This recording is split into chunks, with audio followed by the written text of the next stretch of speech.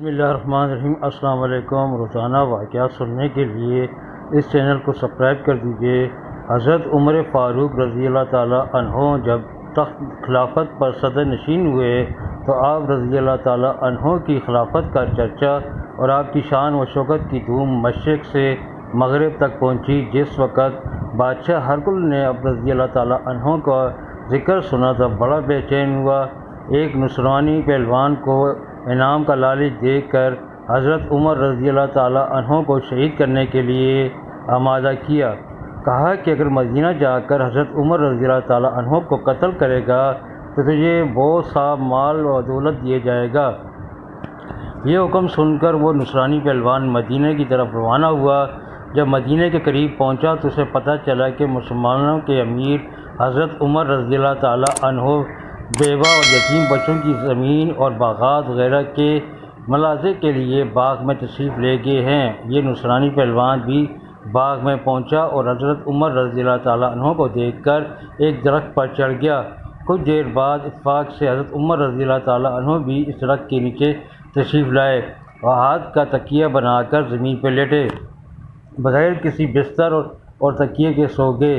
آپ کو سوتا دیکھ کر وہ نصرانی پہلوان درخت سے نیچے اترا، آپ کے قتل کا ارادہ کیا، لیکن جیسے ہی تلوار اٹھائی تو فوراً ایک شیر آپ کے پیروں کی طرف سے آیا، جس کی صورت دیکھ کر نصرانی پہلوان بے ہوش ہو کر زمین پر گر گیا اور شیر چاروں طرف سے آپ رضی اللہ تعالیٰ عنہ کا پہرا دینے اور آپ کے تلوے چاٹنے لگا۔ اس نصرانی کے گرنے سے حضرت عمر رضی اللہ تعالیٰ عنہ بیدار ہوئے۔ جب آپ کی آنکھ کھل گئی تو شیر غائب ہو گیا۔ آپ رضی اللہ تعالیٰ عنہ نے اس نصرانی پہلوان سے پوچھا کہ تو کون ہے؟ نصرانی بولا، جناب آپ کا رتبہ اللہ نے بہت بلند کیا ہے، میں بے وقوف آپ کو شہید کرنے کے ارادے سے یہاں آیا تھا، لیکن جب آپ سوئے تو جنگل سے شیر آپ کی حفاظت کے لیے آ گیا۔ یہ سن کر حضرت عمر فاروق رضی اللہ تعالیٰ عنہ نے چاروں طرف دیکھ کر فرمایا، یہاں تو کوئی شیر نظر نہیں آتا۔